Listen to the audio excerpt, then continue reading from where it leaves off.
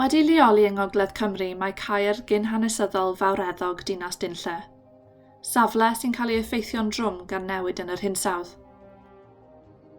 Yn y rhagfuriau nodedig, byddai strwythurau fel tai cerrig crynion a ffyrdd a'r cyfan yn cael ei hamddiffyn rhag y byd tu hwnt allai fod yn beryglus iawn. Ond mae'r gair aruthrol yma'n wynebu bygythiadau newydd bellach.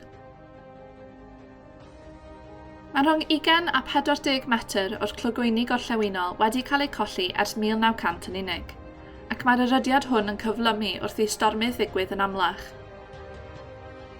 Mae Cherish gan weithio gyda phartneriaid o'r Ymddiriedolaeth Genedlaethol, Cadw ac Ymddiriedolaeth Archeolegol Gwynedd wedi bod yn cynnal amrywiaeth eang o ymchwiliadau i ddeall effeithiau newid yn yr hinsawdd ac i ddatgelu cyfrinachau'r safle cyn colli mwy ohono.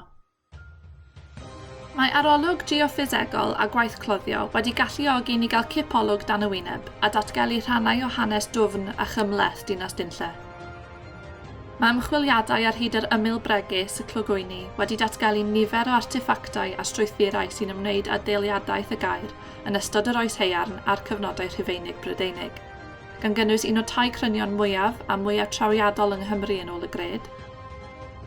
Bydd ymchwil peilioamgylcheddol a geomorffolegol parhaus yn ein helpu hefyd i ddeall sut newidodd yr hinsawdd a'r dirwedd yn y gorffennol, gan hefyd ein hysbysu am sut mae'r safle'n cael ei effeithio gan yr argyfwng hinsawdd rydym yn ei wynebu heddiw.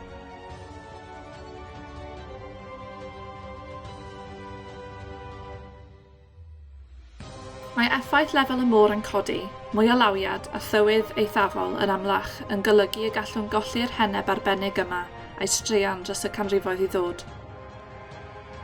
Drwy barhau i ymchwilio i orffennol Dinas Dinlle, gallwn rannu ei stori unigryw cyn iddi gael ei cholli am byth.